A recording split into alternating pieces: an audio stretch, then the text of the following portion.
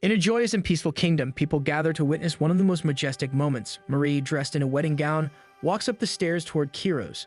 They are about to be married, but truthfully, Marie was never meant to be the bride. It was supposed to be her older sister. Baron Shaderan has two daughters. The eldest, Anastasia, is cheerful, sociable, and golden-haired. She looks like a princess. In contrast, Marie, the younger daughter, is nothing like her sister. She is tall, often dirty, and acts more like a boy. She spends her days reading books and serving her family like a maid. Each morning, Marie wakes up in a small, dim hut where she lives alone. It's a place far from suitable for a lady. Because their family is poor, there's always work to be done. Marie can only afford a quick bath at the well near her hut before heading to the family's house to cook for them. After cooking and preparing the meals, her parents, along with Anastasia and their youngest brother Cedric, sit together at the well-lit dining table to eat their food. She, however, is left to eat the scraps alone in the dark, dirty kitchen, treated like an outcast in her own family. Even her father's work is passed on to her. At night, Marie balances the family's accounts and signs documents in his name, relying only on a dim lamp for light as the night grows dark. When she finally finishes, she takes a bath at the well and glances up the night sky. Tomorrow is her birthday, and all she wishes for is a good day. The following day, the Shaderan family hosts a grand banquet at their home. Nobles and royals fill the hall, and music plays with celebration. Anastasia looks stunning in her elegant gown, and Cedric compliments her beauty. Marie, standing off to the side in a plain, long dress and her unkempt hair, can only watch in silence. Suddenly, their father stands up to speak. He thanks everyone for coming and announces that Anastasia is the star of the night. At that moment, Marie looks down. Of course, this isn't a birthday celebration for her. It's a debut party meant to find Anastasia a suitor. Upset, Marie runs out of the hall, drawing everyone's attention. She walks quickly through the corridors until she reaches the garden. Sitting by the pond, she stares at her reflection in the water, feeling miserable for being born with such an unattractive face. Suddenly, a man's voice breaks the silence as he asks for directions. Marie quickly points toward the entrance. He mistakes her for a maid, but the maid accompanying him corrects him, saying the Shaderan family only employs one servant, a woman in her 60s. Realizing Marie must be one of the two daughters, the man politely asks for her forgiveness. Marie, noticing his attire, immediately recognizes he is from the Ipsandra's Republic. She even comments on the traditional formal wear he's wearing, surprising the man with her knowledge. Marie's knowledge of Ipsandrian traditions surprises him. It's rare for anyone outside his country to study their culture. But Marie insists that once someone explores Ipsandrian technology and culture, it's easy to become fascinated. Kyros becomes even more intrigued and shares additional details about his formal clothing. Marie joins in, mentioning the tale of the Red Raggedy Cat, a famous story from Ipsandrian folklore. Their conversation flows naturally until Marie recalls her father's warning. A woman who flaunts her knowledge is shameful, so she lowers her head and apologizes for her behavior. Kyros, however, doesn't understand why she's apologizing. Marie wants to explain, but before she can, she panics and tries to run. Kyros gently grabs her hand to stop her, and when their eyes meet, Marie freezes. His face is flawless, and it hurts to know she could never match someone like him. Tears well up in her eyes. Kyros apologizes again for mistaking her for a servant, but he can't stop thinking about her clothes. Something feels off. There must be a reason why someone like her is dressed like that. Marie simply says she is not lovely. That's why she wears such plain clothes. But before she can leave, Kyros gently pulls her closer and tells her she's beautiful. As a response, she tells him where to find her sister, then quickly walks away in tears. She runs through the woods until she reaches her small house. There she finally breaks down. Even after hearing such kind words from someone like Kyros, the sadness doesn't leave her. 1 month later, a letter of proposal arrives for Anastasia. It is from Count Granado, a nobleman expected to become a duke. Wealthy and well-connected, he seems like the perfect match in their father's eyes. Delighted, their father immediately tells Marie to write a formal reply and inform all relatives and nearby nobles of the engagement. In private, Anastasia confides in Marie about her unease. She's about to marry a man whose face she doesn't even remember. Worse, rumors claim Count Granado dislikes women. Marie, trying to stay positive, remarks that the letter at least sounded passionate. The mood lightens when they talk about clothes. Anastasia loves designing suits for women, and since Marie is tall, the outfits fit her well. She pulls a suit from her cabinet and makes Marie promise to keep it secret. Their parents once threw them all away after discovering her unusual interest. Marie is stunned to learn about her sister's hidden passion. If their family ever falls into poverty, she'll start a clothing business in the royal capital. She encourages Marie to do the same, nurture her talents, follow her dreams, and live for herself. Marie loves her sister deeply, and Anastasia loves her just as much. But Anastasia unexpectedly dies in a tragic accident on her way to meet Count Granado. All Marie can do now is hold onto the lessons her sister left behind. She remembers how Anastasia once written her the story of the red raggedy cat, and the memory brings tears to her eyes. The book slips from her hands as a sharp slap lands on her cheek. Her mother strikes her, sending her crashing to the floor. In rage, her mother blames Marie for Anastasia's death, shouting that it should have been her instead. She lashes out uncontrollably until their father arrives. He pulls her away, not to protect Marie, but to prevent any bruises from appearing on her face. Her father wants to send Marie to Count Granado for marriage in place of Anastasia. Though she is not as attractive, the family no longer has the resources, having sold off everything for the betrothal. Her father convinces her that this is the only way she can atone, but it does not make sense. She has committed no crime, yet somehow, simply by being born, she already feels like a mistake. Marie and her father travel together to see the Count, and while in the carriage, her father reminds her of everything she needs to do, insulting her from time to time. Marie simply agrees to everything he says. She tries to fake a smile, but even that gets mocked by her own father. Upon arriving at the castle, the guard refuses to let them in despite the letter they had sent. A maid steps in, explaining that the letter only arrived that morning, putting them in a difficult situation. Gregor, Marie's father, loses his temper and is about to attack the maid, but she is well equipped, pinning him to the ground in an instant and ordering him to leave. Just then, Marie steps out of the carriage, seeing the situation unfold. She asks for their forgiveness, and as she lowers her head, the veil covering her face slips off. The maid immediately recognizes her as Lady Marie and instructs Thomas, the guard, to send a message to the Count. Introducing herself as Mio, the maid leads Marie inside. Upon hearing that Anastasia's younger sister has been sent in her place, the Count becomes furious and initially demands Marie be turned away. But the moment he sees her face and recognizes her, his demeanor shifts. Marie is stunned to realize that the man she met at the banquet is actually Count Kyros Granado. Kyros, equally speechless, takes a long look at her. Gregor steps forward to explain Anastasia's death. Though Kyros appears saddened, his attention now lingers on Marie. As Gregor tries to speak ill of her, Kyros gives him a cold, warning glance. With a new calmness, he declares that Marie will stay at the palace for the night. Without delay, Mio prepares a room for her. Marie is left alone to enjoy a meal, with Mio attending to her. Curious about her father's whereabouts, she's informed that he is currently in a meeting with Kyros. As they chat, Mio prepares tea, which Marie quickly recognizes as a traditional blend from Ipsandros. She even names the correct spices, impressing Mio with her knowledge. One sip and Marie is immediately taken aback by the depth of its flavor, leaving Mio overwhelmed by her genuine appreciation. Their quiet conversation is soon interrupted when Kyros knocks at the door. Marie rushes to him, quickly bowing to apologize for her father's earlier conduct. When she asked about him, Kyros explains that her father has already departed, taking the betrothal gifts with him, to offer them at Anastasia's grave. Marie prepares to excuse herself, but Kyros stops her. He gently asks if she is being mistreated at home. The question stuns Marie. Though her parents never showed her affection, she doesn't see it as abuse. In her eyes, their harshness is simply training. Because she is a know-nothing, they want her to learn how to survive. However, her explanation does not make sense to Kyros. Thinking back to the banquet, he recalls that she was wearing clothing typically reserved for widows or nuns, on her birthday, no less. To him, this further confirms his suspicion that Marie is being mistreated. She never intended to become a nun, nor was she trying to push men away. When Kyros asks if she is unhappy with her family, Marie cannot respond. It's true that the life she's living is far from what she wants, but she has never considered escaping. She simply believes she is not lovely enough to deserve better. With that, Kyros gives Mio a command to take Marie away. Marie assumes this means she's being dismissed because of her appearance. But to her surprise, Mio greets her warmly, already prepared with a bath and fresh clothes. She escorts Marie to the bathhouse, where a large private tub awaits her. Marie is stunned, wondering how much work it takes to maintain such a luxurious space. She assumes she's been brought there to clean, but instead, Trunica, the bath's caretaker, arrives to pamper her. Mio informs Marie of Trunica's expertise in bathing rituals, and before she even realizes it, Trunica has already stripped her of her clothes. Mio even adds that if Trunica displeases her, she's free to slap her. Marie proceeds with the bath, submerging herself in warm water filled with flower petals while Trunica carefully tends to her hair. Trunica confidently assures that she will have Marie sparkling clean in no time, as if she's being reborn. Before long, Marie dozes off in the comfort of the bath.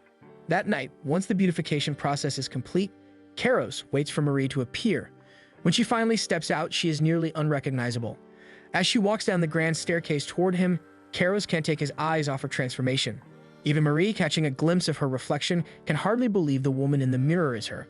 Kyros freezes for a moment before calling out to Liu, his mother. She steps forward and examines Marie carefully from head to toe. As the head of the family, Lulu's approval is crucial for the betrothal to proceed. The engagement depends heavily on her decision. After a meticulous inspection, Lulu comments that something is lacking. Kyros is ready to defend Marie when Lulu finishes her thought. What Marie lacks is self-confidence. If she wishes to become the wife of a duke, she must learn to carry herself with pride and nobility. But Lulu adds she can at least begin practicing before the wedding. Hearing this, Kyros is visibly relieved and overjoyed. Mio also congratulates Marie, who remains confused. Only then does she learn that Lulu's approval means the engagement is now official. Cheers fill the room as everyone celebrates their engagement. Lulu expresses excitement for the upcoming wedding, but Marie still stands frozen in place. Then finally, unable to hold it in any longer, Marie lets out a loud scream. She can't do it. One look at Marie and Kyros is speechless. It truly feels as if she's been reborn. While gazing at the stars and sipping his wine, Kyros can't help but recall how lovely she is. But Mieva soon pulls him back to reality. Marie has just rejected his marriage proposal. The memory hits like a blow and Kyros slumps onto the table in tears, unwilling to hear it again. Yet Mia reminds him it's her duty to deliver the truth, and adds that he proposed to the wrong sister that night. It's true, that evening was Marie's birthday, so no one would guess that the girl quietly sitting in the dark was the celebrant herself. Kyros' father, Count Kyros Granado, had 2 wives. As children, Kyros and another girl shared stories while voices echoed down the halls. The arguments came from the Count's wives. His official wife was Lady Laura, a noble daughter, while his concubine was Liu, an Ipsandrian traveler. She was Kyros' mother. One day, while chasing butterflies in the garden, young Kyros tripped and fell to his knees. He cried loudly until Lady Laura approached, offering him a piece of sweet pastry. With just one bite, Kyros brightened.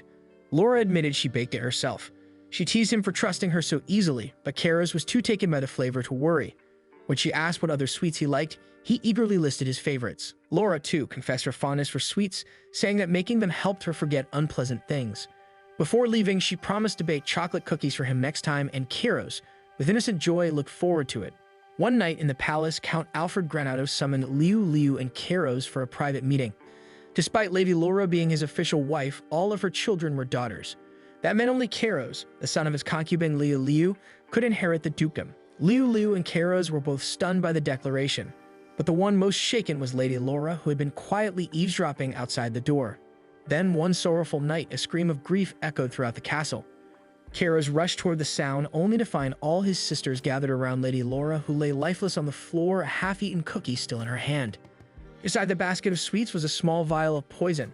The sight stunned Kyros. The woman who had shown him such kindness had chosen death of her own will. In the aftermath, Liu was offered the title of the official wife, but she refused. She chose to leave the duke, taking Kyros with her. Over the years, Kyros earned the title of count through his own merit. Yet he held no fondness for noble society. He avoided high-class gatherings, dismissed marriage proposals from noble daughters, and tore up any invitations that bore the names of old families. At last, Kyros made a rare appearance at one of the noble parties. Louis-Fin, his friend, teased him for finally showing up, though Kyros reminded him that he only came because Louis-Fin had personally invited him. As they chatted, Louis-Fin casually handed him an invitation, this one from a rural baron. Apparently, the baron had sent one to every bachelor among the noble houses. The Shaderan family's financial struggles were well known. It was obvious to everyone that the so-called birthday celebration was merely a facade to showcase the baron's daughter for potential marriage. Kyros found the gesture distasteful, but still, rumors claimed the baron's daughter was a rare beauty. Louis-Fin, already engaged, had no plans of going. Kyros, however, though free to attend, chose not to. As he mulled it over, a blonde woman approached with a plate of sweets. He accepted one, and she quickly turned shy and retreated. Kyros knew he was a favorite among the ladies, but only because of his title and fortune. Beneath that, he knew that these ladies despised their heritage. Most noble daughters saw Ipsandros as a land of barbarians, and the whispers echoing through the grand halls only confirmed that. Though Louis-Fin sympathized with him, he also reminded Kyros that he couldn't remain a bachelor forever. Without a wife, there would be no one to continue the duke's line. As Louis-Fin departed, he remarked that he was eager to see the kind of woman who could finally move Kyros' heart, but Kyros doubted such a woman even existed. Still, Louis-Fin's words lingered. Glancing at the invitation on the table once more, Kyros began to reconsider. Perhaps the daughter of a struggling household might be the practical answer. If it were to be a marriage of convenience, then he might as well choose someone easy to manage. Kyros had never believed he'd find love until that night. Marie's fascination with Ipsandrian culture had disarmed him completely. He had fallen for her, yet somehow he let her slip away. At the gathering, he spotted Baron Shaderan happily entertaining fellow noblemen. When Kyros inquired about the Baron's daughter, he was directed toward a blonde girl, the celebrated star of the night. The Baron had 2 daughters, he was told, the elder, Anastasia, and the younger, Marie. But tonight was Marie's birthday. If this girl in front of him was the center of attention, then the quiet girl he'd spoken with must have been Anastasia. With this, he rushed through the estate, searching every corridor, every garden, but no matter how far or fast he ran, she was nowhere to be found. With that, Kyros penned a formal letter requesting the hand of Baron Shaderan's elder daughter, Anastasia. When he received a reply, he spared no expense preparing for her arrival. Jewels, dresses, maids, even a body pillow to cradle in his restless nights. He was eager, almost desperate, to offer his fiancée the best life. But then tragedy struck. News came that her carriage had fallen. His heart shattered. That's when the truth surfaced. The woman he met before, the one he mistook for Anastasia, was actually Marie, the younger daughter. Now back in the present, Mio is still trying to shake Kyros from his melancholy. He winces. He'd rather not hear it said aloud. But Mio doesn't let up. She reminds him how he turned his back on Marie when she arrived in her transformed appearance. Worse, on her very first day at the castle, he ordered her sent away. To Marie, Kyros must have seemed disgusted. No wonder she believes he wants nothing to do with her. Kyros hopes that clearing up the misunderstanding will help mend things, and Mio agrees. After all, he's the only one in love here. Together, they head to Marie's quarters, hoping to see her smile this time. Inside her room, Marie stares at her reflection, still stunned that her once tattered clothes and messy hair have transformed her into someone nearly unrecognizable overnight. Her thoughts scatter as a knock sounds at the door. When Mio and Kyros enter, Marie immediately lowers her head in apology. She admits she panicked at the sudden proposal and acted improperly, but Kyros can't understand why she feels the need to apologize. He firmly tells her to stop bowing. When she lifts her face, Kyros sees her clearly and blushes. Mio discreetly steps on his foot to snap him out of it. With a composed breath, Kyros addresses the misunderstanding. He assures Marie that he doesn't hate her, not at all. In fact, he believes she had come to the castle of her own will. Regardless of the confusion and the way things began, his feelings are sincere. He wants her to be his wife. To Kyros' surprise, Marie changes her answer immediately. She explains that the only reason she refused earlier was because she was shocked, so overwhelmed that she couldn't respond properly. She never intended to reject him and, in truth, understood the situation from the start. Marie is well aware of how these things work. She knows Kyros must find a noble woman to marry, and she assumes it must have been difficult. In her mind, the marriage was always one of convenience, and Kyros must have fallen for the beautiful Anastasia. But now, due to the accident, the burden falls on her instead. Marie, the useless younger sister. She accepts her place and even goes so far as to tell Kyros to treat her however he wishes. Kyros is stunned by her self-deprecation and tries to explain. While it's true that he originally sought a political match, his feelings changed. The letter he sent, though addressed to Anastasia, was written with sincerity. Marie nods, saying his feelings for Anastasia were clear, but that's exactly what led her to misunderstand everything. Kyros wants to explain further, but the bell rings, signaling that it's time for dinner, cutting their conversation short. At that exact moment, Marie's stomach lets out a loud rumble, breaking the tension.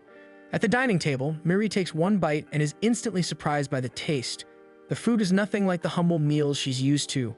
But before she can comment, Kyros sets down his utensils. He can't wait any longer and explains that the letter he sent wasn't addressed to Anastasia by intent. He simply had the names confused. The one he wanted to marry was Marie, the girl he met in the garden that night. Marie tries to respond politely, but Kyros can see that she doesn't believe him. She thinks he's just being careful not to hurt her feelings, and it frustrates him.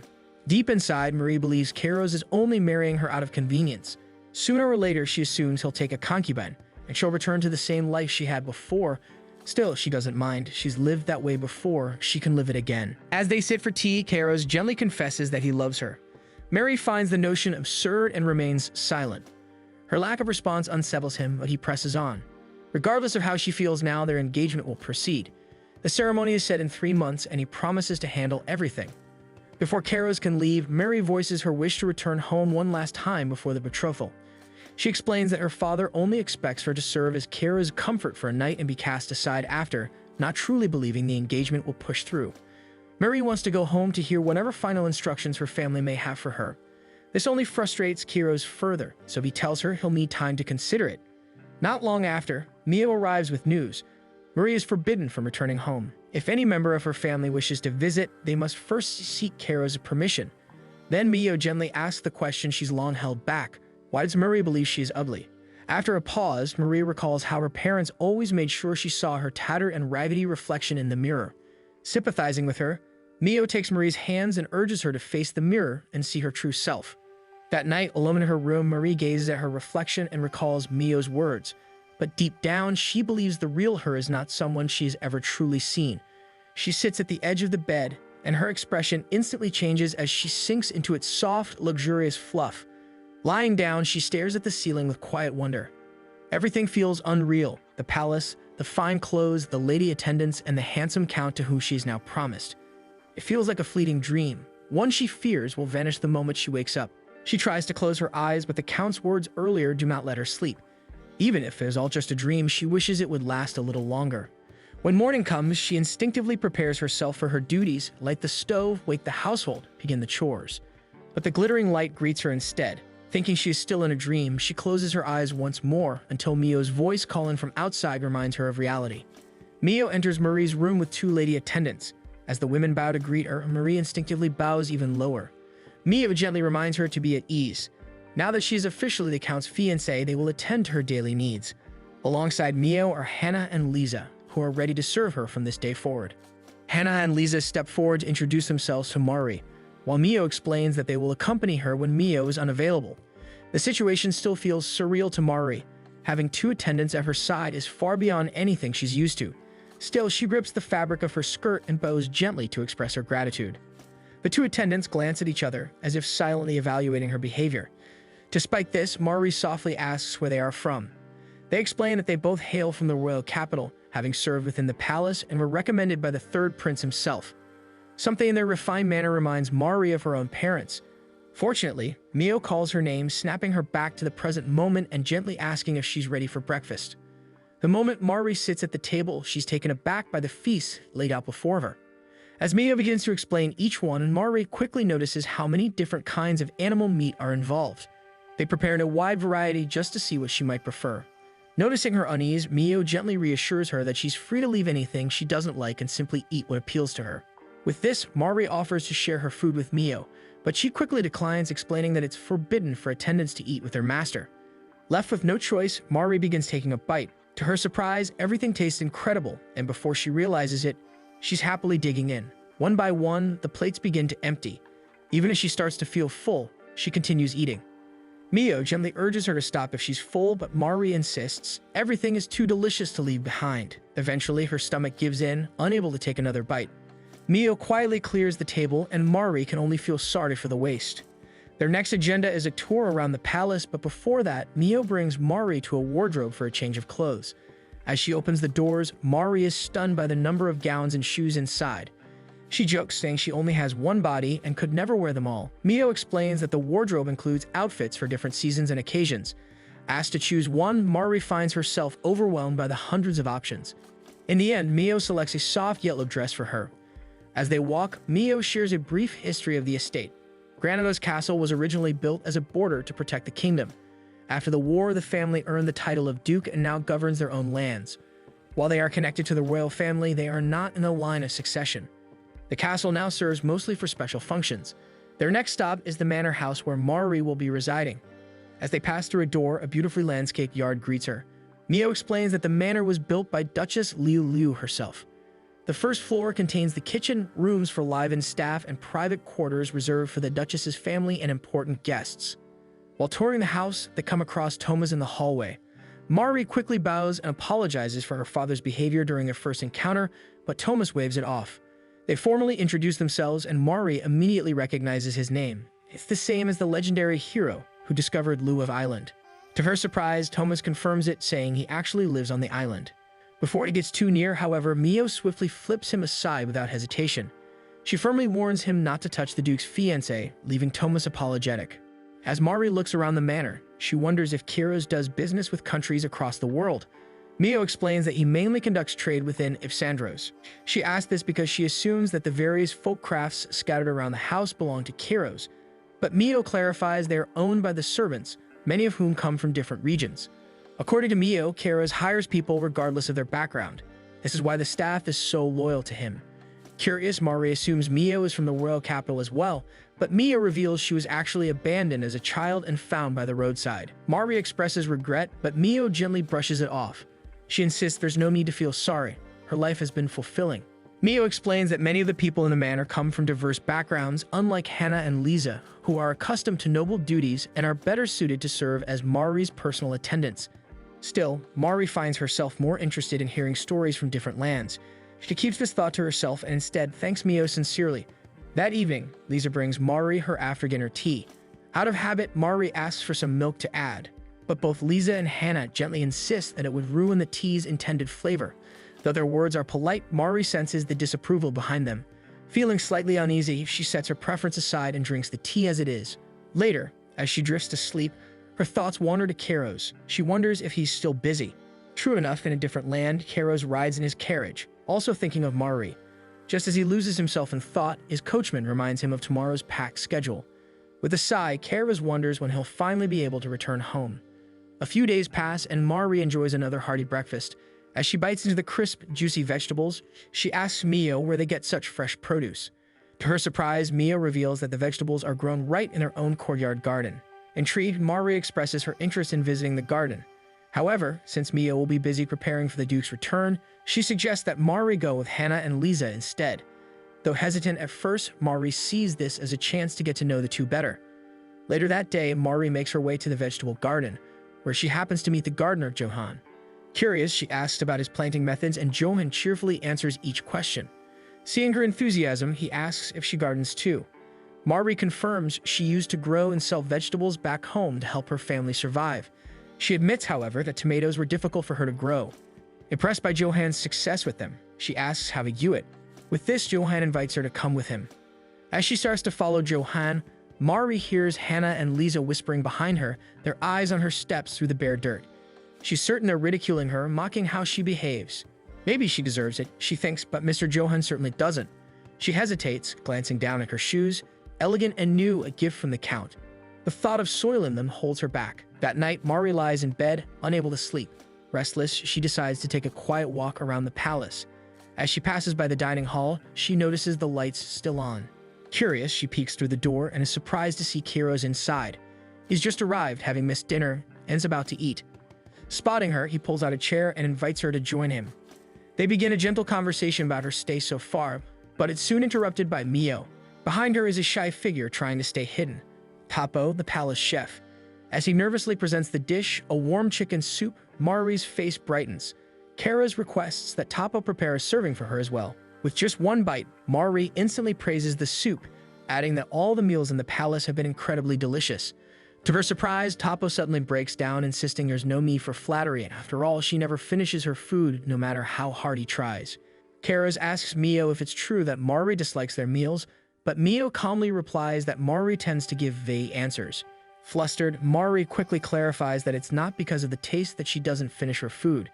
She simply gets full and in fact feels guilty about the wasted ingredients as well. Upon hearing this, Tapo becomes even more emotional, deeply moved that she actually enjoys his cooking. Mio, unfazed, quietly announces she'll prepare tea for their after-dinner drink. Kyros reassures Mari, saying Tapo is just a little too quick to cry. Wanting to make it up to her, he decides to whip up a special dessert just for them. After a few moments, Tapo returns with the apple pie he prepared. Mari thinks that perhaps the reason he gets upset when people don't finish their food is because he assumes everyone eats like him. So she and Kyros invite him to join them. In the end, their plates are sparkling clean.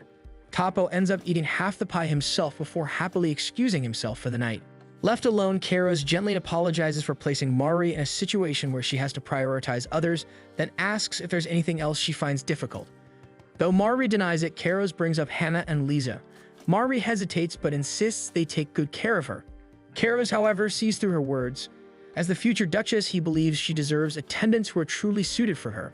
He tells her she doesn't need to pretend to be happy with things that clearly displease her.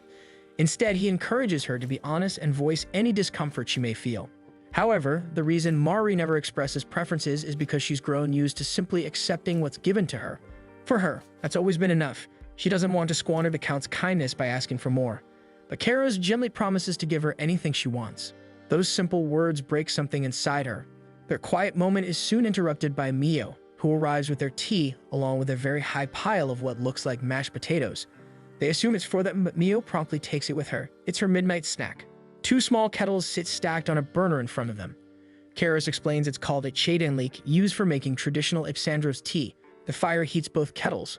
Once boiling, hot water is poured over the leaves and the pot is placed back on top. After a while, the strong tea is poured into cups and diluted with more hot water from the bottom pot, adjusted to taste. While waiting for the tea to boil, Kyros asks Mari to tell him something about herself, but she has nothing to share.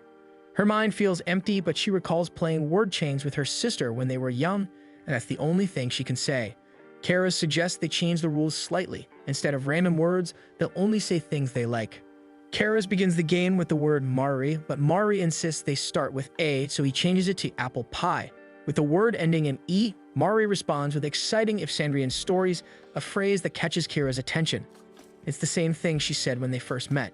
They continue the game, taking turns naming things they like.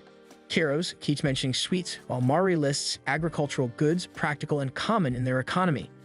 But when it's her turn with the letter K, she instinctively says Kyros, then quickly denies it, claiming she meant kiss. Kyros seems to see through the slip, but he lets it go with a knowing smile and continues the game, occasionally teasing her by saying her name, making Mari blush. Eventually, Mio enters and notices them still playing. Only then do they realize the flame has long died out and the tea leaves are burnt already. They try to drink it anyway, but it's unbearable. Kyros orders Mio to mask the taste with milk and sugar, but she dryly replies that the two of them already have enough sweetness, leaving both Kyros and Mari flustered in silence. When Mari is about to drift off to sleep, her thoughts hold her back. Memories resurface, how she became a mere replacement for her sister's betrothal, how Hannah and Lisa treated her so harshly. And yet Kyros shows genuine interest in knowing her. Meanwhile, in his quarters, Kyros lies on his bed, hugging his pillow as his mind lingers on Mari. Just then, Mio enters quietly, catching him in the act. Startled, Kyros quickly composes himself, but Mio simply asks how he feels after days of not seeing Mari. Surprisingly, the Count simply answers that he loves Mari and finds her truly beautiful, which only frustrates Mio. She recalls how, 5 days ago, he ordered her to give Mari the utmost hospitality and everything she deserves. Kyros believes Mari was not treated kindly in her own home. He wants to surround her with every luxury possible. However, no matter how much he offers, Mari continues to avoid these comforts. This is when Mio shares her own experiences. Though abandoned as a child, she was fortunate to be cared for by Liu Liu. Over time, she rose to become the head chamberlain of Granado's castle, a position far above her station. For this, she expresses her deep gratitude to Kyros, acknowledging that his generosity shaped her life. Kyros feels confused about Mio's point, but she explains that she can relate to Mari. Coming from a life of oppression and suddenly stepping into nobility is overwhelming. Mio believes Mari is still uncertain about everything, just as she once was. Back then, she feared it would all disappear one day too. Kyros firmly assures her that nothing will vanish. Mari is perfect as she is, just as Mio fulfills her role as head chamberlain, and Liu Liu treats her like a daughter. His reassurance stuns Mio, prompting her to praise him for continuing to appreciate such things. However, Kyros' tone shifts as he mentions his upcoming business trip the next day. He asks Mio to use her discretion to ensure Mari's comfort. Even during Mio's serious moments, Kyros breaks the tension by gushing over Mari. He lists countless compliments while hugging his pillow and rolling back and forth on the bed. Mio bids Kyros goodbye, closing his bedroom door, but her mind is already fixed on her new priority. She finally has permission to act regarding personnel. The next day, Mari is served a meal, smaller than usual but perfectly portioned. To her relief, she finishes everything without difficulty, leaving her feeling satisfied. As she enjoys her tea, Mio joins her and Mari's heart lifts. She has long wished to share such a moment with her. It is then that Mari realizes that if Mio is here, Kyros must have already left. However, Mio calmly explains that Hannah and Lisa have been assigned to attend to the master, allowing Mio to focus on Mari. As her thoughts drift, Tapo enters, carrying a tray. He presents a delicate white pudding made from almond and fresh milk, offering Mio a plate as well. They take their first bites together, and both freeze in astonishment. Tapo cheerfully announces he will make more pudding for the entire kingdom, but Mari quickly stops him, suggesting Hannah and Lisa might not like milk. This catches Mio's attention, and she calmly asks why Mari thinks so. Mari innocently recounts a story of when she once requested milk for her tea, only to be denied by Hannah and Lisa. As Mio listens, her expression gradually hardens. Mio and Mari stroll down the hallway, chatting casually when Thomas approaches carrying a box addressed to Mari from the Shaderan household. Hearing this, Mio immediately scolds him, reminding him that all deliveries should be inspected first. Flustered, Thomas drops the box, spilling its contents across the floor. Mio questions why it wasn't brought to her beforehand, but Thomas explains that Hannah and Lisa had already inspected it. Among the scattered items, Mari notices a letter from her mother and belongings from her past life, things meant for her, assuming she would only ever serve in the Count's court. Realization dawns on Mio. Hannah and Lisa intended to humiliate Mari. Enraged, she storms toward the sound of mocking laughter echoing nearby. As Thomas fumbles to apologize, Mari kneels quietly, collecting torn pages of her cherished story, Red Raggedy Cat, hoping to piece it back together. Moments later, Mio storms back into the room, holding both Hannah and Lisa before tossing them onto the floor without hesitation. Infuriated, the two sneer at her, mocking her status as just a maid. They bragged arrogantly about serving the prince in the palace and being recommended by Prince Louison himself. Despite Mio holding the title of Granado's head chamberlain, their insults persist, turning fiercer as they target Mari, calling her a barbarian, while ridiculing Mio as an abandoned child. Their words push Mio past her breaking point. With a sharp glare, Mio declares them as stupid.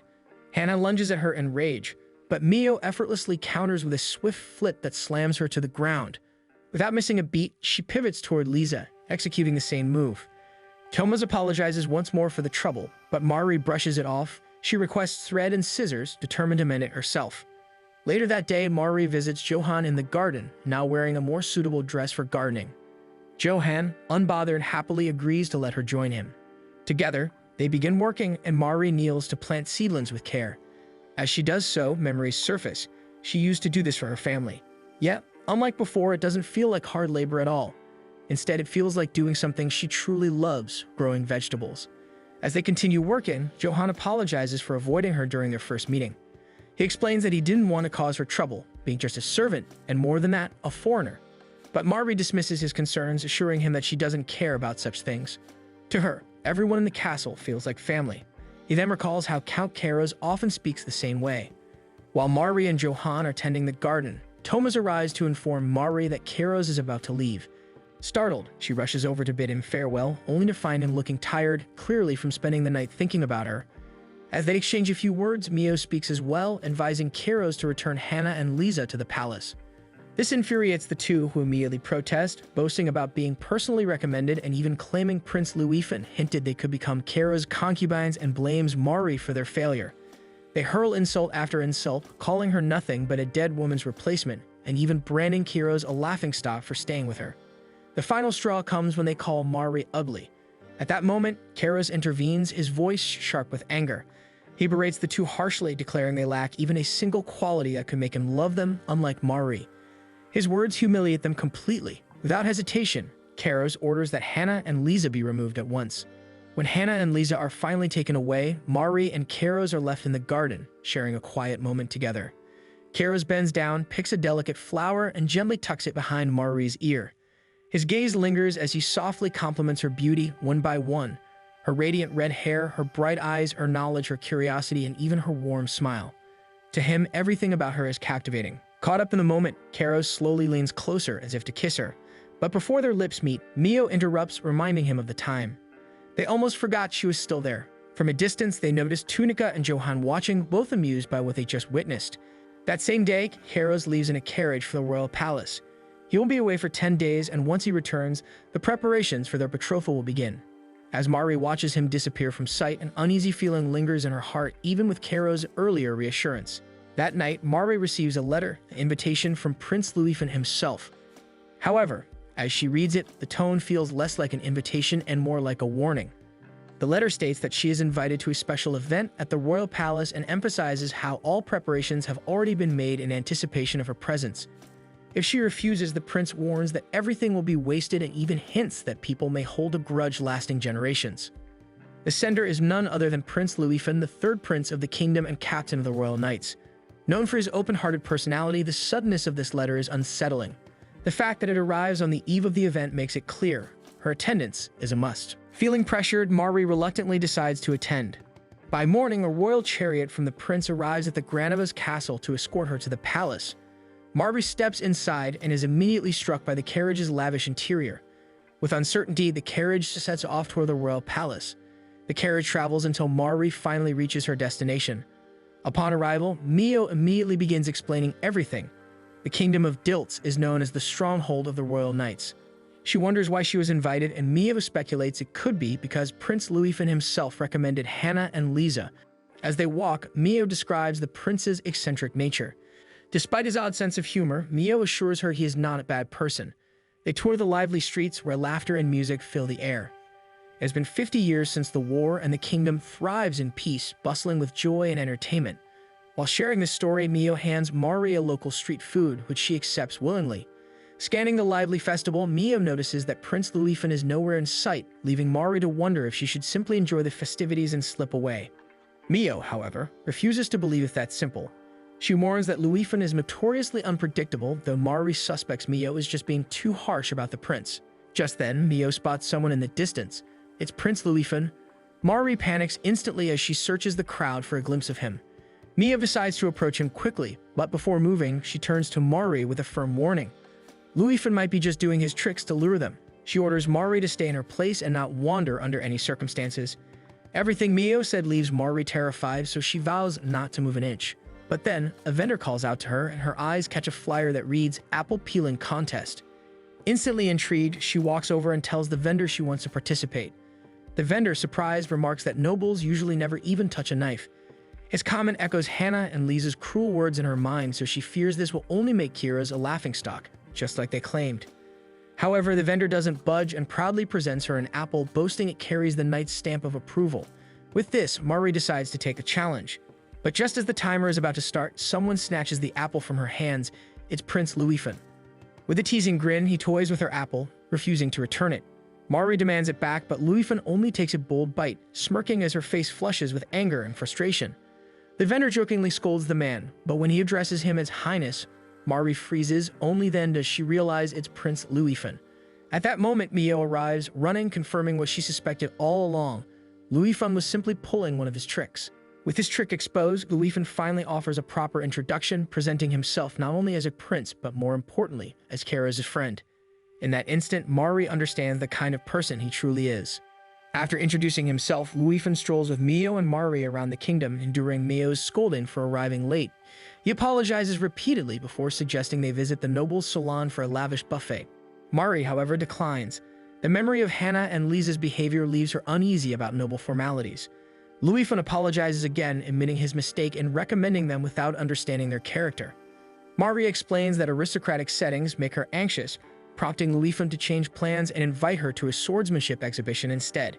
Now, even that unsettles her, so Mio assures her she can decline since competitions heighten her discomfort. Frustrated, Luifan bursts out in exasperation. Feeling pressured, Mari reluctantly agrees to accompany him. He eagerly shares how Kyros once praised his swordsmanship, which makes Mari relax a little while Luifan beams with pride. When they arrive, the semifinals of the swordsmanship tournament are about to begin, and the arena roars with excitement. While waiting, Luifan casually recalls dozing off during last year's concert, forcing Kyros to nudge his face repeatedly to wake him. Mari finds it oddly fascinating how fondly Luifan speaks of Kyros. Soon, Mio excuses herself to get food for all of them, though she and Mari just ate. As the semifinals begin, the arena erupts in cheers. A black armored knight steps onto the stage to face an opponent clad in silver, yet Mari's attention drifts elsewhere. Luifan notices her disinterest and wonders aloud if she acts this way toward Kyros as well. Mari hesitates, unable to respond. So Luifan smiles faintly and admits she is unlike anyone he has met before. He then shares a memory of meeting Kyros from the first time back in school, a meeting that ended in a fistfight. Despite Kyros being a duke's son, Luifan outranked him, so he called him a fool for creating such rankings. With this, Luifan punched him in the face, but Kyros also retaliated and chaos soon followed. Without realizing it, the sword fight concludes swiftly, and the black armored knight claims victory with ease. His movements suggest he was even holding back, leading Luifan to assume he must be a considerate fighter. What surprises him most, however, is Mari's reaction. While other women squeal in excitement, Mari remains unmoved. Physical power doesn't impress her, instead it unsettles her. This stark contrast frustrates Luifan, who begins questioning why Kyros would choose someone so seemingly negative as his fiancée. Mari is about to respond when the next announcement interrupts her thoughts. Another match begins, featuring the same Black Knight. In a matter of strides, he strikes down his opponent, earning an instant victory that sends the crowd into cheers. What truly captures Mari's attention is not the Black Knight's victory, but his kindness. Instead of claiming his trophy, he first tends to his fallen opponent. Just then, Mio returns, holding a bag of food, and casually sits beside Mari. With certainty, she reveals that the Black Knight is none other than Kyros. Luifan questions her judgment, but Mio recognizes his footwork and swordsmanship. To confirm, Mio suddenly leaps up and screams Kyros' name like an overexcited fan before quickly ducking out of sight.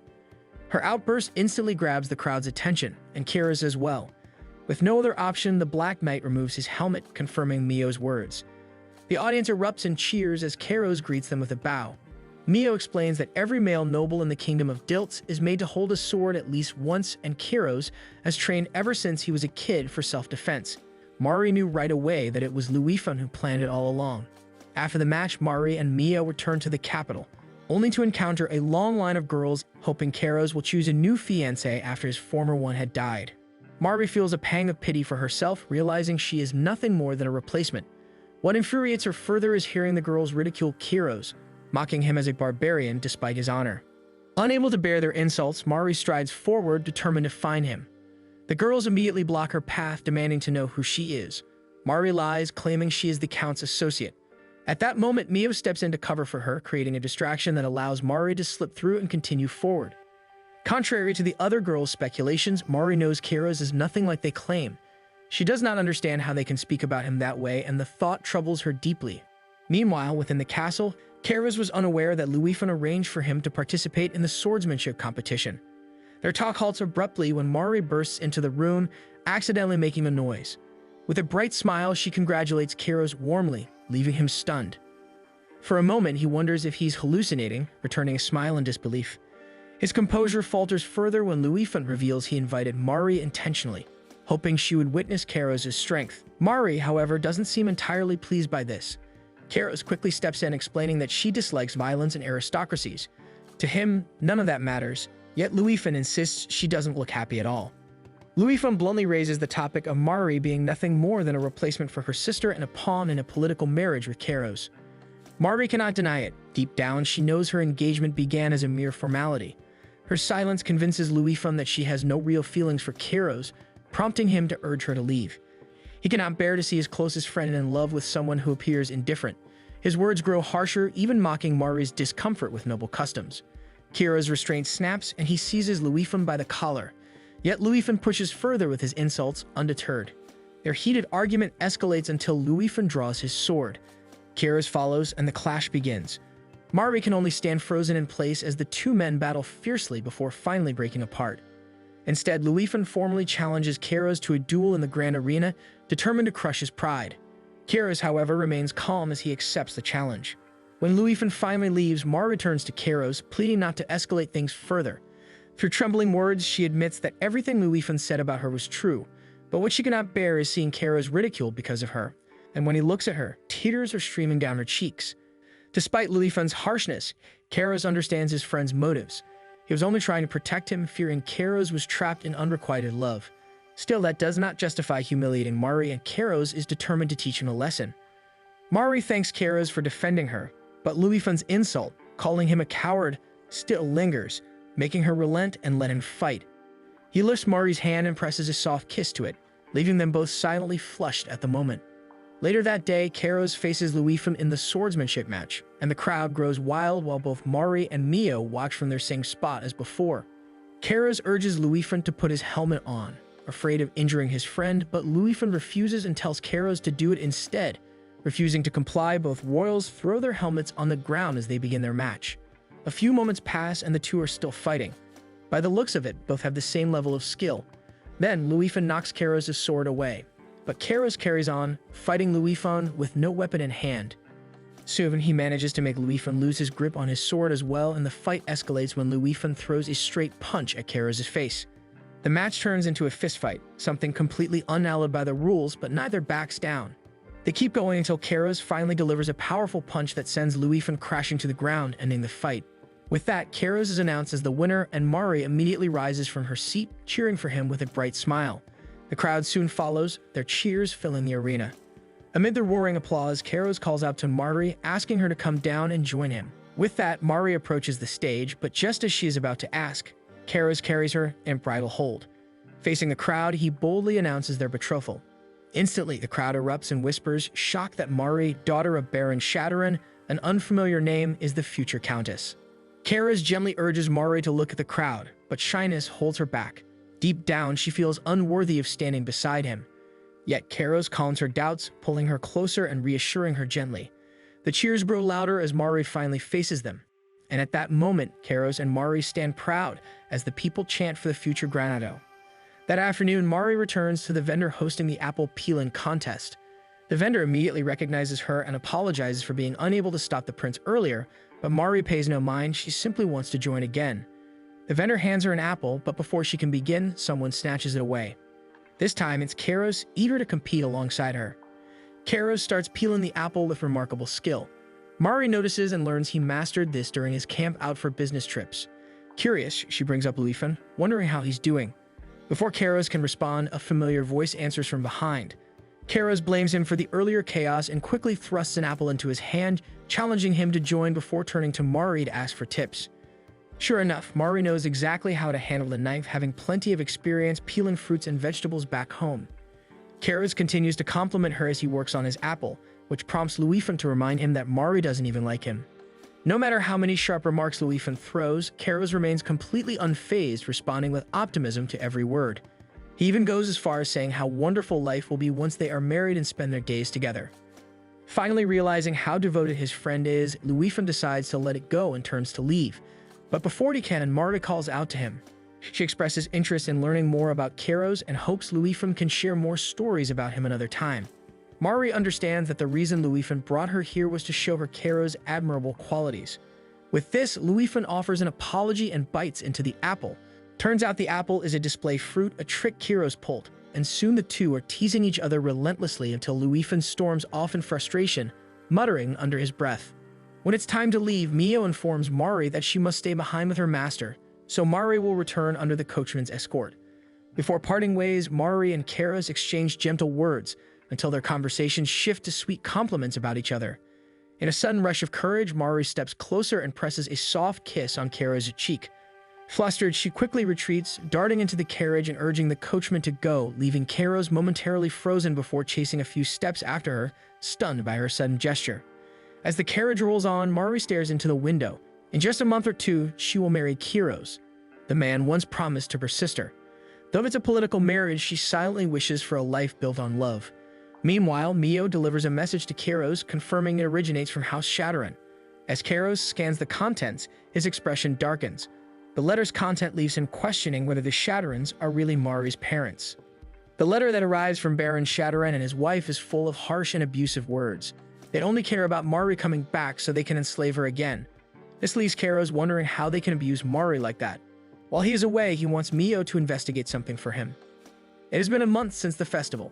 On this day, Mari stands looking outside the window, admiring the wonderful weather and looking forward to the day ahead.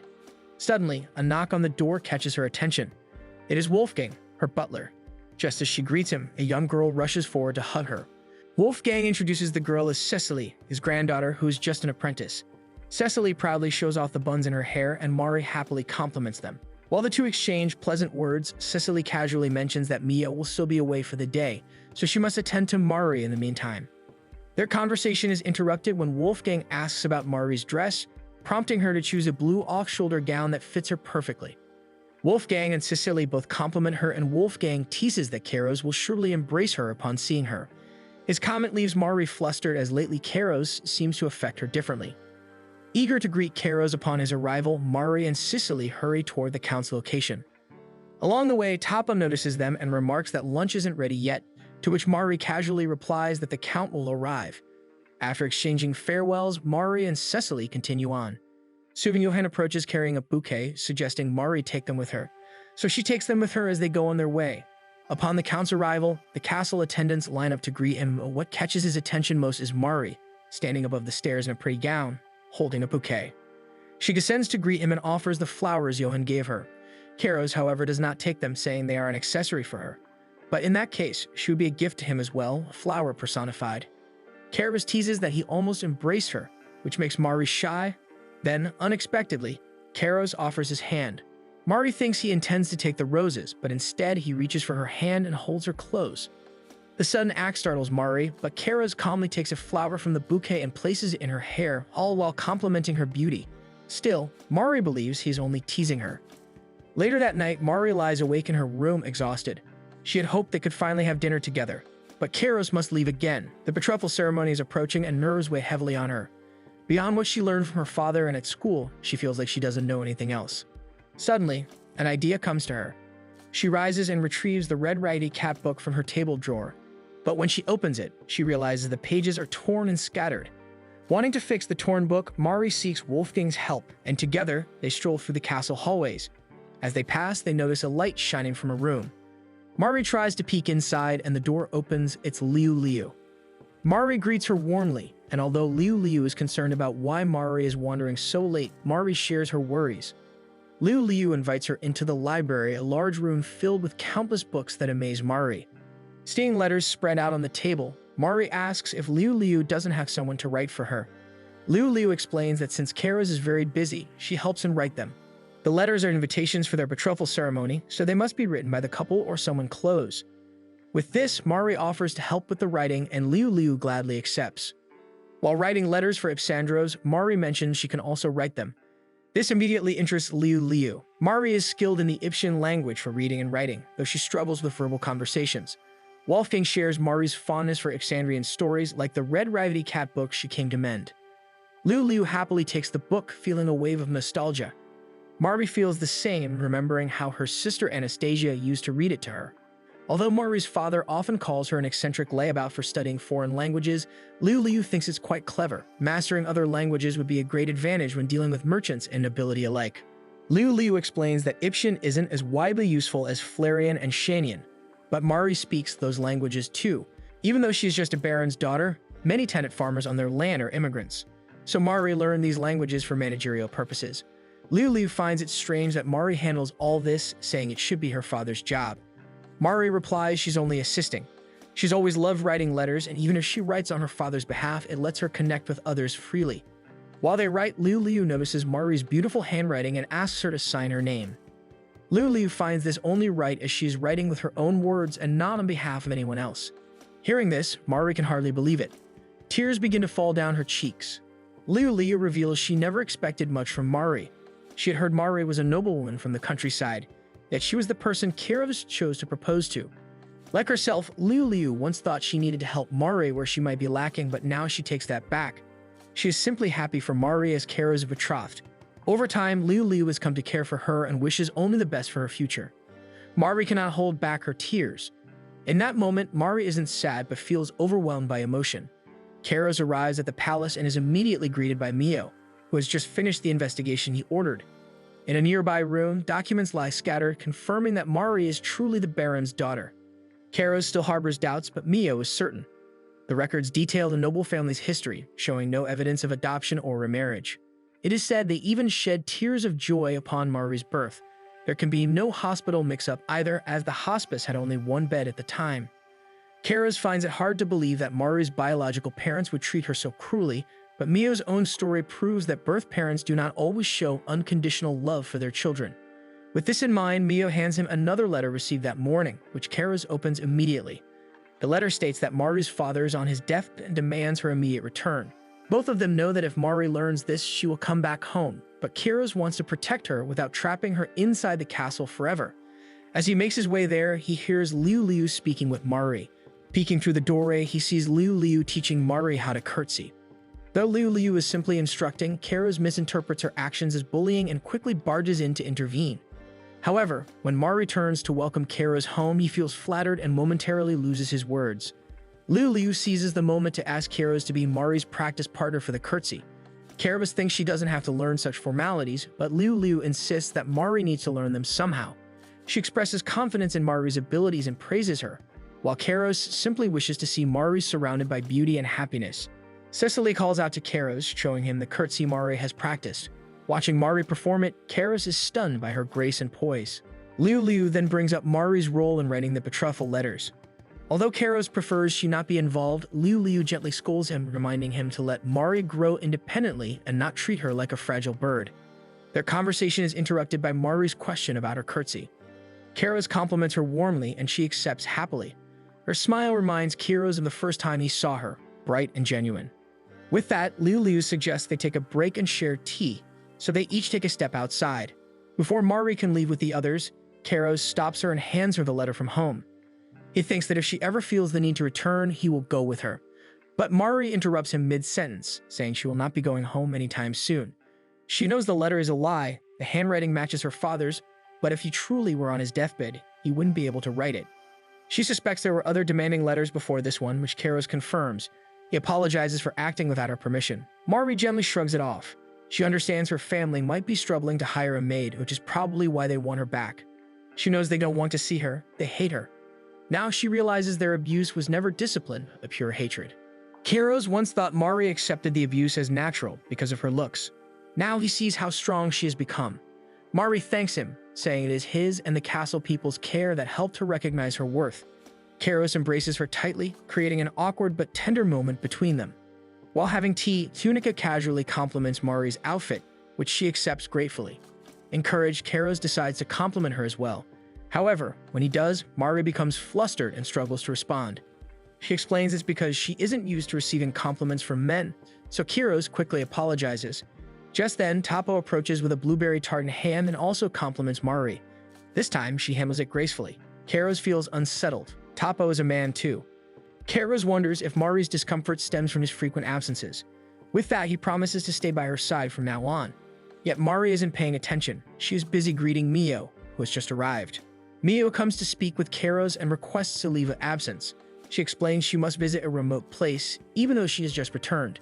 She describes her plans with such charm and enthusiasm that Mari suspects she might be meeting a lover. And Mio advises her to take some private time with Kyros now that their betrothal ceremony is approaching. That night, before Mio heads out, Kyros hands her a pile of letters to deliver to Baron Shaderan if she ever meets him on her journey. The letters contain warnings forbidding any bad talk about Mari and list all of her good qualities. He also gives Mio a purse full of gold coins and instructs her he use the royal carriage. Although Mio is strong, Kyros insists on sending one of his attendants along just in case anything happens. The next day, Mio departs for her destination with Thomas accompanying her. She wears unusually casual clothes, which surprises Thomas. He thinks it's a bad idea for him to tag along, assuming she's meeting a lover.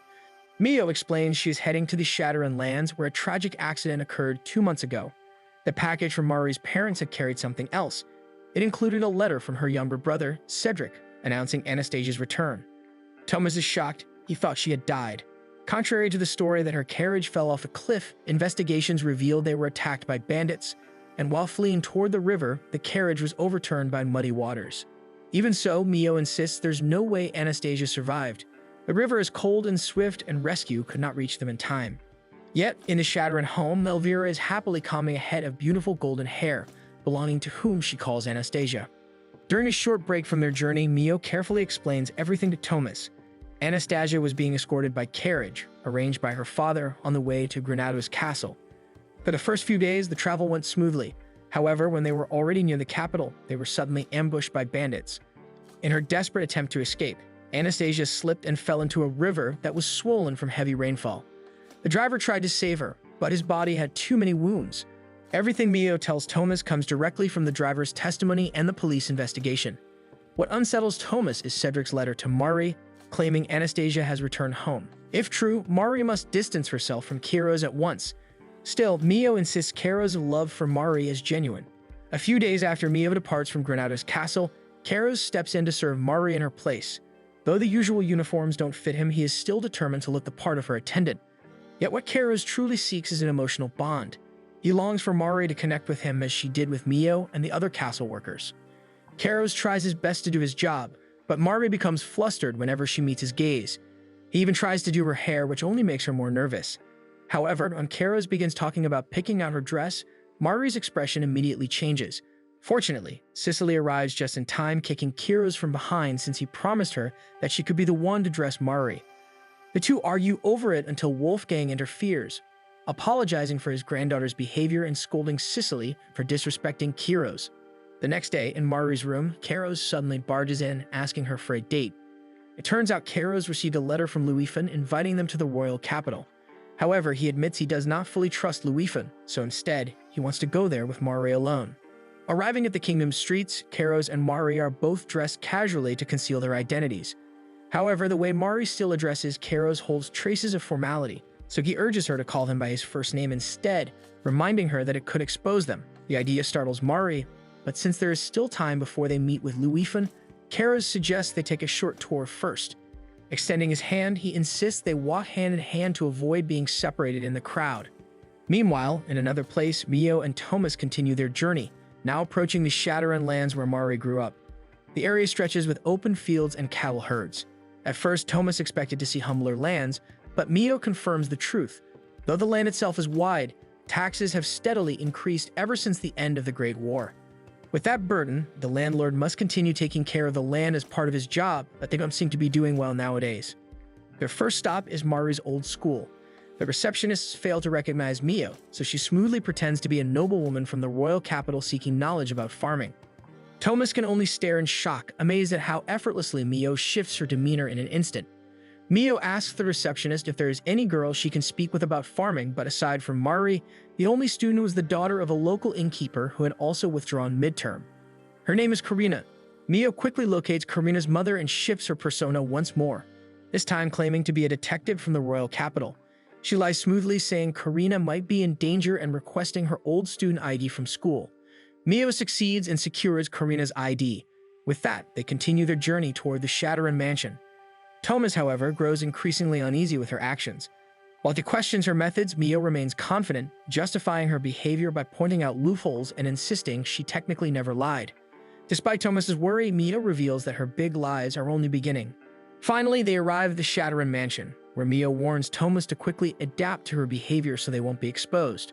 The mansion appears large, but its poor maintenance is obvious, far different from how Mio once remembered it. Without hesitation, Mio strides onto the property, catching Thomas off guard. An elderly woman named Tanya approaches them, demanding to know who they are. With a charming smile, she introduces herself as a student visiting with her fiancé. She claims they are Karina and Henry, friends of Mari. To support the lie, Mio shows her the student ID she obtained from Karina's mother. To investigate, Mio fakes a story about meeting Mari in the capital, claiming Mari asked her to pick something up for her once she returned home.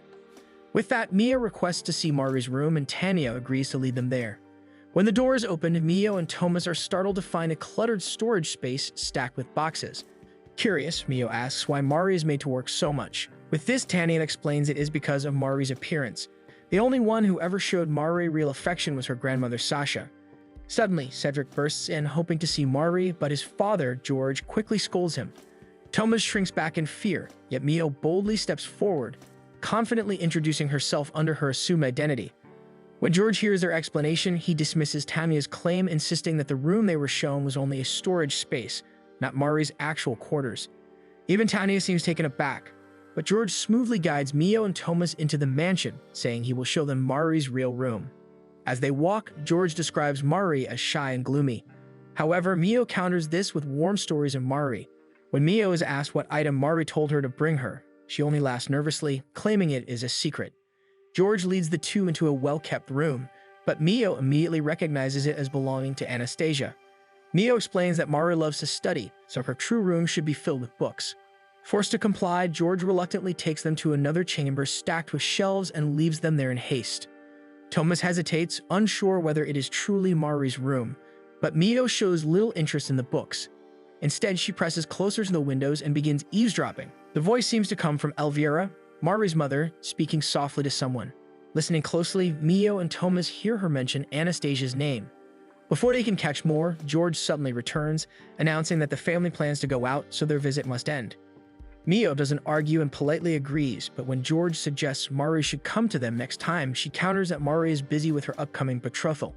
With that, George insists that until the ceremony is complete, Mari still belongs to him. Their tense exchange is interrupted when Elvira appears, offering to serve tea. George, however, quickly dismisses her and urges the guests to leave. As Elvira departs, Thomas catches her voice again from the next room, speaking distinctly to Anastasia. When the family departs, Mio and Thomas pretend to leave as well, but in truth, they are just lingering long enough before circling back. With Thomas's help, Mio slips through a window and cracks open the lock to Elvira's private room. As they peek through, they both freeze. The faint silhouette of a woman can be seen from behind the curtain. They approach cautiously, trying to talk to Anastasia, but no reply comes. With unease, they pull the curtains aside, only to freeze in shock as they see a doll dressed exactly like Anastasia. Mio steps closer, inspecting its details with curiosity. After that, they leave the mansion by carriage. Thomas believes Elvira has lost her mind from grief, but Mio disagrees, insisting she is completely sane.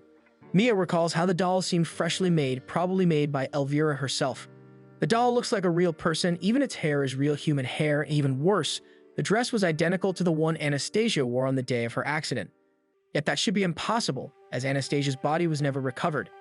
These details convince Mio there are glaring inconsistencies in the case. With this, she tells Tomeless to take a turn as she needs to meet someone. The driver of the rented carriage is surely lying. Meanwhile, in the capital of the Dilt's kingdom, Kyros and Mari spend their day like ordinary travelers, sampling food from the stalls. Kyros shares how he often came here as a student, recalling his time at the Royal Academy where he had studied since the age of 12. The thought of a younger Kyros leaves Mari quietly stunned.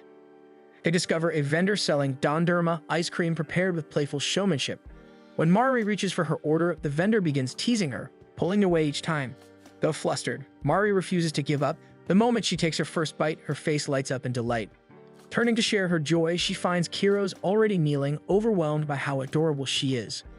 Their next stop is a store that handles goods from every country, popular among merchants.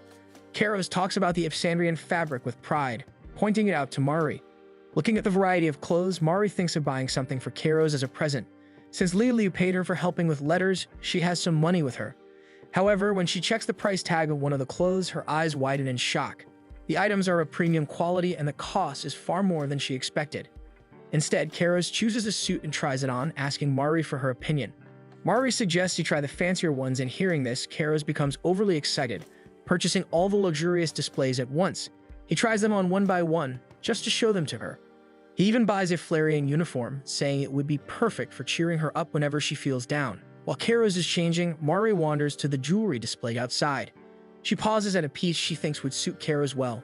Just then, a voice calls out to her from behind. Sweat beads on her forehead as she recognizes her sister's voice. Slowly, she turns around only to find a strange-looking man standing there instead. At first, the man only seems to be seeking customers, but soon he insists Mari join him for tea. Mari politely declines, but his behavior grows stranger and more forceful. Alarmed, she calls out to Kyros. In an instant, Kyros grabs the man by the collar. His sharp words make the stranger stumble back and flee in fear. Mari quickly apologizes for the scene, but Kyros is more troubled by something else. Mari never realized the man was trying to ask her out. It assumes she must have had many admirers already, but Mari admits no one has ever asked her before. Back at her school, most boys only mocked her for being plain and ragged. Kyros' chest tightens at the thought. He realizes that George had deliberately kept Mari in tatters to conceal her beauty, trapping her in disgrace so she would never realize her own worth. Rage simmers within Kyros, but he makes a vow to never let that happen again. Taking her hand firmly, he swears not to let go. Mari feels warmth and reassurance in his grip as they continue their stroll. Unbeknownst to them, a mysterious blonde figure lingers a short distance away, silently observing. In the kingdom of Dilts, Kyros and Mari walk hand in hand through the market stalls. Mari eagerly buys something at almost every stop, spices for Tapo, flower seeds for Johan, even bracelets, until their arms are packed with goods. Kyros also picks out gifts for Mari, so they will need to return to their carriage to drop everything off before heading to their meeting with Louis-Fun. After that, Kyros leads Mari to the artisan's quarters, a well-known purveyor to the royal family.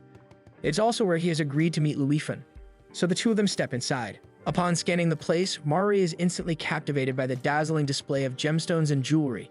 Giovanni, the butler, greets Kyros warmly and informs him that Louis-Fun is still asleep upstairs. Kyros sighs and says he will go wake him, but advises Mari to stay with Giovanni, since Louis-Fun has the odd habit of sometimes sleeping without clothes. As she scans the room, her eyes are instantly drawn to the green gems. Giovanni explains that these are fragments left behind during the cutting process, which means they come from high-quality jewels. He adds that such pieces are often used to craft modest accessories. Since Mari is Kyros' beloved, Giovanni offers to gift her anything she desires. Mari is startled by the offer, but as she takes a closer look at the green stones, she is reminded of Kyros' eyes as they are the exact same shade. Wanting them for him, she asks instead for their price. Giovanni, surprised by her request, still writes it down for her to see. The cost is far from cheap, yet Mari decides to purchase them. Giovanni carefully packs the stones and she accepts them with joy. She had rarely held such fine gems before, so she never expected to have the chance to buy one herself. But just as Mari is enjoying herself, someone suddenly pops out of nowhere. Startled, she quickly explains that she is there with someone, stepping backward as the stranger approaches. When the stranger asks about the man, Mari shyly says he is wonderful. The man keeps pressing with more questions, even going so far as to ask if they have ever kissed. Nervous, Mari answers each question one by one, but when it comes to the kiss, she admits they have not yet, though most likely they will soon. At that exact moment, Kyros comes down from upstairs, his nose bleeding from Mari's innocent cuteness. He immediately recognizes the man as Louis-Fun in disguise. With his cover blown, Louis-Fun reveals himself at last, greets Mari properly, and then leads them into the business he originally summoned them for. Once seated, Louis-Fun presents them with a massive red stone, and Kyros and Mari are instantly taken aback. Louis-Fun explains that it is an incredibly rare red diamond. Even if they searched the world, they would never find another of that size. Kyros thinks it must be a national treasure, and he is right. After World War II, this very gem was used as a bargaining chip in negotiations with their nation. But since then, it has simply been left to sleep in the royal vault. Louis-Fun offers it to Kyros for 80 million euros. Though Kyros can hardly believe it, Louis-Fun explains further. If a royal were to wear such a gem, the people would likely revolt. But if they claim it is a gift for Kyros, no one will complain. After all, the Granado family's wealth now exceeds even the royal families. Thanks to Liu and Kyros' mercantile skill and ventures, House Granado has secured an immense fortune.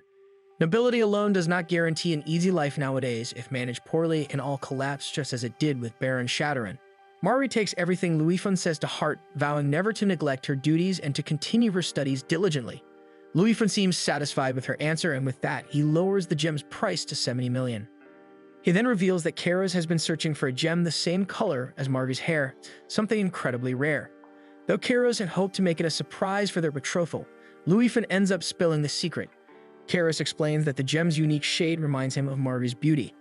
With this, Kyros simply thanks Louis-Fun for going through such trouble to find something so meaningful. Louis-Fun, flustered by his friend's gratitude, looks away. Still, he reminds them it will take a few days to craft the gem into a ring, so they will need to return once it is ready. That afternoon, Mari and Kyros ride their carriage back to the castle. During the ride, Mari can't help but think about Kyros' words earlier. Before, she always shied away whenever he showed her affection, but now she finally understands how he truly feels. With trembling hands, she offers him the gift she secretly bought earlier. Kyros accepts it wholeheartedly and ties it to his hair, making Mari smile warmly. But that's not all. She also shows him the emerald fragments she bought from Giovanni. She plans to sew them into the hair tie. Mari admits she doesn't particularly like emeralds, but since they remind her of Kyros' eyes, she couldn't resist. Overwhelmed, Mari pretends she feels hot and opens the carriage window for fresh air. But as her eyes wander outside, she suddenly spots a blonde figure that looks strikingly like her sister Anastasia. In the heat of the moment, she instinctively reaches out, leaning dangerously close to falling, but Kyros grabs her just in time and pulls her back to safety. Mari chooses not to tell him what she saw. Instead, Kyros holds her hand tightly, wordlessly comforting her. She reflects on how happy this day has been, all because he never let go of her hand. Once she felt insecure about them, but Kyros only ever praised them. When he quietly admits he loves holding them, Mari blushes and answers the same. Unable to hold back any longer, Kyros embraces her tightly. Kyros softly tells Mari that if she doesn't like him, she should push him away. But she doesn't. Instead, she simply rests quietly against his chest. But then something strange happens. Mari suddenly drifts into a dream. In it, her sister Anastasia appears, whispering for her to return to her rightful place, as if demanding to trade lives with her. In the vision, Anastasia becomes Kyros' fiancée, while Mari is cast back into her old, lonely life. Though that was how things were meant to be, the thought chills her. A wave of coldness washes over her, and she collapses. That's when Kyros suddenly notices Mari's breathing grow heavy. She's unconscious. Panic flashes as he urgently tells the driver to stop the carriage and take them to the doctor. Meanwhile, Mari, lost in a dream, finds herself as a little girl again. Back then, whenever she was sick, Anastasia cared for her. Their parents were often busy with work, so Anastasia would stay by her side to comfort her. To cheer her up, Anastasia would take out a book, Red Raggedy Cat. She read the story with such enthusiasm that Mari couldn't help but smile. She had heard it so many times that she already memorized some of the lines, and the two would laugh together as they recited certain parts in chorus. But their joy was cut short whenever their grandmother, Sasha, entered the room. She would order Anastasia to step away from Mari. Even though Anastasia was only trying to take care of her, Sasha scolded her, even criticizing her clumsy translation of the story. Sasha insisted that Mari must learn things the correct way. With this, Anastasia would quietly leave the room. Sasha insists that Mari must learn the book exactly as it is written, but Mari is too weak with a fever. Still, Sasha doesn't budge. To her, Mari is the smartest in the family, so she pressures the little girl to take her education seriously. Though Anastasia is also fond of Ipsian words, Sasha disregards her completely. She cares only about Mari mastering them at 4 years old, demanding that she learn the Flarian language before she turns 6. Mari does love the Ipsandrian tongue, but it feels like punishment. She calls out to Anastasia, wanting to be by her side. Mari slowly opens her eyes, and the first thing she sees is Kyros. It turns out she collapsed from exhaustion and was brought to the doctor for care.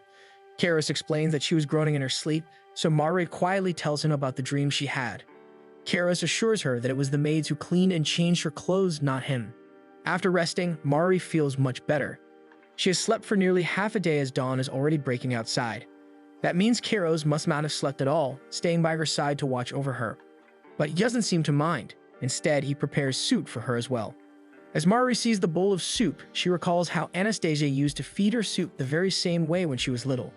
Caught in her memories, Mari absent-mindedly opens her mouth like she did when she was a child, and Kyros innocently feeds her a spoonful.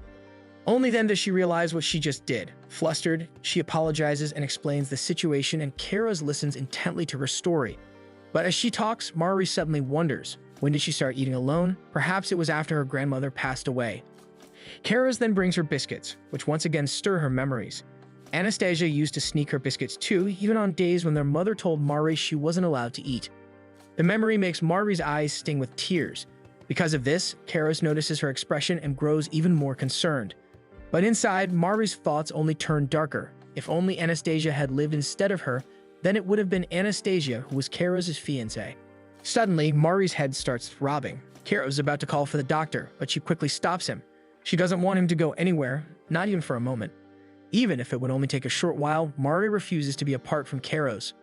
He thinks she's just speaking out of gratitude, but his assumption makes Mari pause as she has been selfish all this time. As she gazes at him, she realizes something. When does she start looking directly into his eyes? The sun slowly begins to rise, and with it, Mari finds the courage to speak. She tells Kyros how much she loves his eyes. Before, when he showed her kindness, it always made her hesitate, but now she feels nothing but happiness.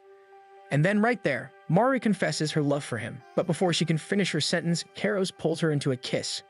Kyros also reveals his true feelings. From the very moment he met Mari, it felt as if he had already fallen in love with her. Normally, Mari wouldn't have rejected such a confession, but today she can only cry in happiness, accepting every word Kyros says. Even Kyros looks as though he might cry, overwhelmed with gratitude that his love is finally being returned. Still, he insists on fetching the doctor, advising Mari to remain in bed while he's gone. But to her, his words sound malicious, so she immediately hides her face beneath the blanket, although Kyros never meant it that way. They exchange quick apologies before he hurries out, but soon after, Mari hears a loud slam from outside. Alarmed, she rushes out only to find Kyros has fallen down the stairs. Before Kyros can explain, Mio answers that he was skipping steps, so he fell. Seeing Mio is back, Mari greets her warmly, but Mio quickly explains she has an important matter to discuss. She tells Kyros that she has brought someone with her, and as they head toward the hall, Mari quietly asks if her presence is really necessary. Kyros assures her that it is, though what she will hear may not sound entirely comforting. It is important, since the matter concerns her sister Anastasia. Mari's eyes widen in shock. When they arrive, Mia relieves Thomas, who had been guarding their visitor. She firmly holds the man down and introduces him to Kyros. She calls him Jacob and commands that he show respect to the Lord. Jacob, as it turns out, is the driver of the carriage Anastasia rode in during the accident. Kyros recalls hearing that Jacob once came to Granado's castle years ago to earn money. Now Kyros questions him directly, was he truly the one responsible for Anastasia's death? After relentless interrogation from Kyros, Jacob still refuses to speak, so they summon Johann. Mari didn't understand it at first, but Johann later reveals that he shares the same island roots as Jacob. When Johann introduces himself, Jacob shows immediate interest. With this, Johann begins recounting life in the castle, speaking of the Count's mother, Liu Liu, being a refugee. This makes Jacob listen intently. Finally, Johann reveals that Kyros never sought to condemn him but only wished to compensate him for Anastasia's death. Mari panics at Johann's claim, but Kyros gently holds her, signaling her to stay calm. With this, she understands that Johann had been instructed to lie so Jacob might reveal the truth. Jacob explains that Kyros was bound to marry Anastasia out of duty, yet it was Mari he truly loved. Now, Jacob is convinced that Anastasia merely stood in the way of Kyros' betrothal to Mari, so he wishes to reward him for killing her. Johann even tells him that he can be recruited to serve in the castle, finally free from scoldings during his carriage rental work. Amused, Jacob bursts into laughter while Johann excuses himself and leaves. Jakob finally begins to speak, recalling the day the store owner came rushing with excitement as the lord's eldest daughter was engaged. The store owner ordered Jakob to prepare their finest carriage. When the baron himself arrived, the store owner proudly presented their best vehicle, quoting the price it usually commanded. But the baron scoffed at the cost, declaring he would only pay half. The store owner protested, explaining that at such a price, they could not provide either a suitable carriage or arrange proper lodging for Anastasia. Still, the baron was unmoved despite it being for his own daughter's sake. Jakob remembered his boss instructing him to behave and warning him never to lay a hand on the baron's daughter. Jakob knew that already, what he found this situation strange. Anastasia was supposed to be the well-loved daughter, yet the baron seemed not to care about her at all. During the ride, Jakob tried speaking to Lady Anastasia about herself and her engagement, yet she never once lifted her head. She only sat silently, her gaze lowered, showing no interest. Jakob realized then that she was a girl who lived only by her parents' commands, like a doll, valued only for her beauty. That evening, they stopped by a river where Anastasia bathed. Jakob admits he did not fear she would run. Later that night, as she lay in the carriage, Jakob touched her, and though she trembled and wept quietly, she forced herself to pretend she was asleep. Then Jakob suddenly stopped the carriage despite being close to the royal capital and told her they would camp there for the night as he crept inside toward her. Anastasia tried to warn Jakob not to touch her, reminding him that she was the count's fiancée. But Jakob insisted that no noble would honor a woman defiled by a foreigner. Before he can continue the story, Mio slams him to the ground and Jakob screams in pain until Kyros sharply calls her to stop. Seeing Mio enraged, Thomas steps forward to take her place. He presses Jakob for details about the clothes and hair they discovered on the doll at the baron's house. Jakob admits he had stripped Anastasia's clothes himself. However, Anastasia had cut her own hair off in desperation, and he even got a scar from the scissors she used to slash them off. From Jakob's testimony, Mio assumes he must have retrieved Anastasia's clothes and hair, then sold them to Elvira, who was mourning. Jakob admits he had no plans at first, but he heard the baroness was seeking materials to craft a doll, so he seized the opportunity. Mio adds that to conceal his crime, Jakob destroyed the carriage and created the story of a bandit attack. But Jakob defends himself, swearing Anastasia fell into the river by accident. While trying to flee, she slipped, but he never killed her.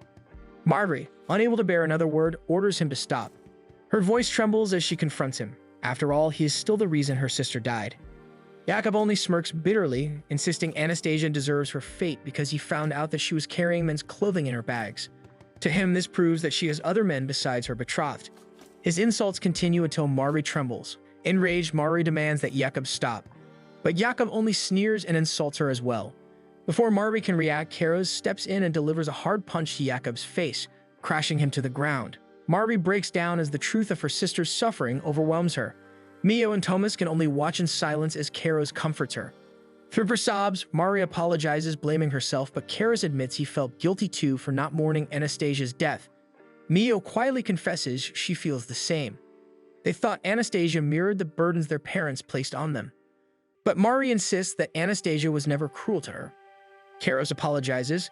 He had once thought her death was a twisted form of mercy.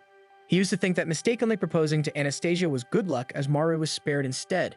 Kyros wishes to apologize at Anastasia's grave, but Marjorie reveals she didn't have one. Her father refused to waste money on a gravestone, and her funeral had been terribly plain. In the end, her name was never even carved into the cemetery. Still, Kyros insists on offering her something, asking Marjorie what flowers, foods, or places Anastasia might have loved. But Marjorie cannot name a single thing. She admits bitterly that they grew apart. While she was allowed to roam freely for being tattered and ragged, Anastasia was always forced into small dresses, made to stand in the garden for others to admire. Perhaps Marjorie thought that was why the heavens took her away.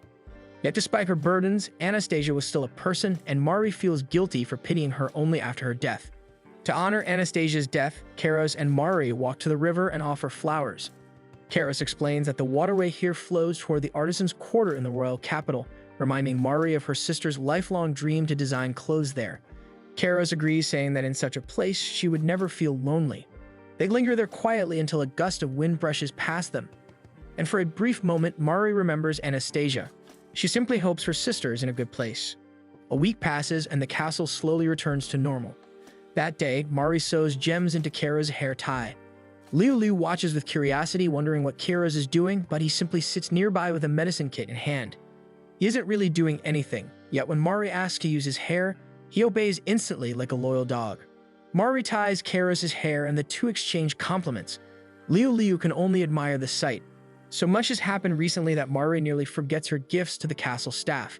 So she distributes her presents to each of them. When Mio hesitates, Tunica lightly smacks her head, forcing her to take it like everyone else.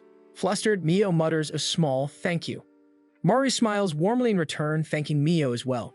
Her words leave Mio red-faced. Liu remarks how everyone at the castle has changed slightly since Mari arrived. Then she surprises Mari with a gift. It's her old book of the Red Raggedy Cat, now beautifully mended. Mari is filled with joy as the book holds memories of Anastasia. Hearing her gratitude also makes Liu smile. But Liu presents another book about eminent figures from around the world. Kyros specifically requested it because it contains records of Mari's grandmother, Sasha. Kyros recalls how often she compared Anastasia to their grandmother, suggesting that the likeness in the photo could serve as inspiration for a portrait. Curious, Liu asks which side of the family Mari resembles. Mari answers that her height and facial features come from her mother, yet she remains the only redhead in the family. That is why her family shunned her. Red hair was believed to bring misfortune. At this, Liu fumes with indignation. Still, Mari struggles to understand why her grandmother is listed among eminent figures. She explains that Sasha was a genius who was fluent in 7 languages, played a pivotal role during the Second World War, and later revolutionized women's roles in society. Her father, however, is different. She reflects that perhaps her father and Sasha have some old discord that kept them distant. Then, Kyros changes the subject, admitting he sent an invitation to the Baron regarding their betrothal, but no reply has come. Mari confesses that her parents never expected the engagement to progress. She was only offered as Anastasia's replacement, so they would not have to return the gifts. Kyros, however, insists that even if that were true, he still stands to gain valuable connections from this union. Mio interrupts, insisting that perhaps Mari's role is far too important for her to be entrusted to an outsider. Mari claims she only does simple tasks passed down from her grandmother. Yet Liu thinks deeper. Mari's grandmother once worked in the previous Baron's stead and had a discord with Mari's father. In addition to that, Mari writes letters on her father's behalf, which makes Liu doubt if the Baron even understands Flarian. Mari insists her father can speak Flarian, though she admits she never heard him use it. Liu, however, seems to realize something. Kyros also orders Mio to send House Shaderan a formal summons.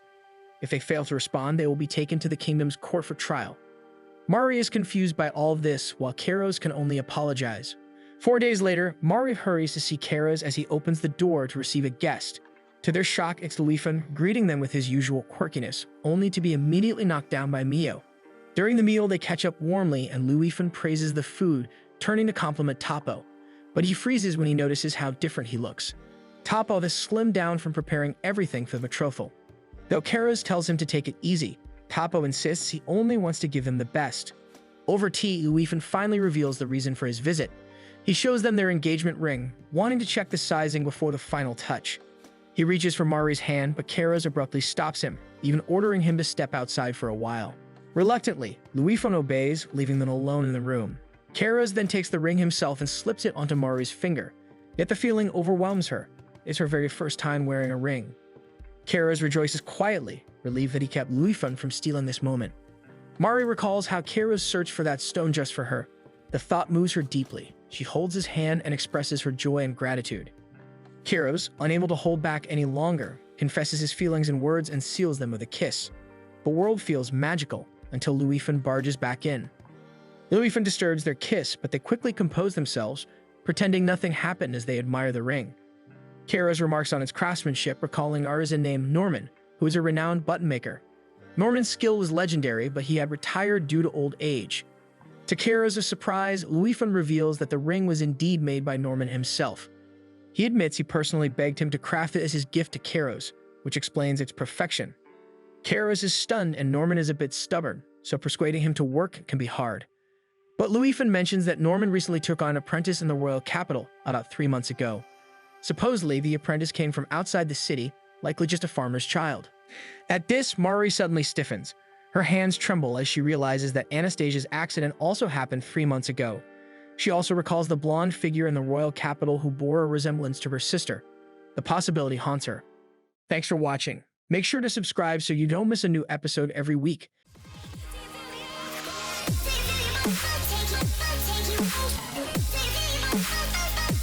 Take you